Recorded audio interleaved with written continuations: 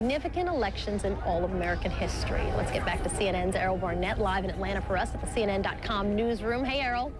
Hey, Soledad, I'm down here because, some people have speculated that if it wasn't for the web, Barack Obama wouldn't have been elected president. And they cite his very effective use of social networking sites, YouTube, to not only grow email and phone lists, but to also raise a record amount of money. In fact, I have his campaign website pulled up behind me, and he had a feature called MyBarackObama.com where he allowed people to personalize their own page and to really feel a part of the campaign.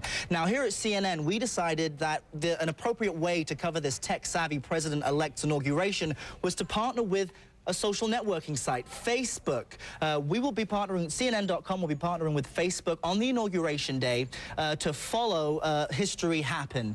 If you join the Facebook group, you can watch the status of your friends who are also a part of the group. More than 1 million people have already signed on. So not only will you be able to watch the inauguration on CNN television, if you head to CNN.com live, you'll also be able to see the inauguration with your friends on Facebook. I just quickly want to show you some other features CNN.com has launched to help out with the coverage of tomorrow. One example is an interactive map. Already we have iReports being sent in from people at the National Mall, video, images. I'm at the iReport station right now. I'll be with CNN.com live tomorrow and following all of these user-generated content, images and video as it comes to us, as really we watch history take place. I have a guest now joining me from Washington, D.C. who knows a thing or two about how sites, social networking sites are used in these sorts of things. His name is Tom Saris. He's the founder and CEO of something called Pyrex.com. Tom, this is a company that uses the internet, you say, to empower the democratic process. How do you think a President Obama, this tech-savvy president-elect, might use these sites to govern? Well, I think one of the big things that technology did for Obama was it gave him a real opportunity to listen and then also empower people to effectuate change and to become a part of his campaign and be a part of the promise, or excuse me, the campaign.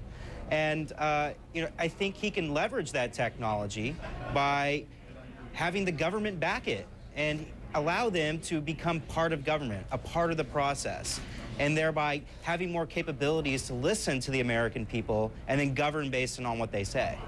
It is a tool to listen, but Tom, the issue with commenting online is that it's quite anonymous, isn't it? Doesn't that create a problem to really get an honest gauge of the pulse of America, what Americans are thinking? Sure, there's definitely the ability to have the anonymous aspect of it, but there's also plenty of services that are not anonymous, and people are very glad to share their opinions and share their information and publicly announce who they are. Statistically, you'll be able to filter a lot of those outliers out, I believe. And we should say Barack Obama has announced launching Organizing for America, a way for everyone in the United States to bring about the change that he promised while campaigning. Tom Saris, the founder and CEO of Pyrex.com, thank you for your time. Right now I'm going to throw it back to Soledad O'Brien from a very warm CNN.com newsroom to a very cool Washington Mall. Soledad, back to you. Cool? It's not cool, it's cold. It's just out now cold, but I appreciate that. In fact, at the Martin Luther King Memorial Service in Atlanta today, there was a noisy disruption. We're going to show it to you straight ahead. Also, we'll have some surprising new information about that airliner that made that emergency splash landing last week. More on that as we continue our coverage. Stay with us. We're back in just a moment. Search for someone to lead. We've been looking for the world to change. If you feel the Every minute counts between the onset of a heart attack and the administration of treatment. Time is vital. Being able to transmit an ECG ahead of a patient means that doctors can assess the ECG and start preparing treatment before the patient arrives. People focused, healthcare simplified.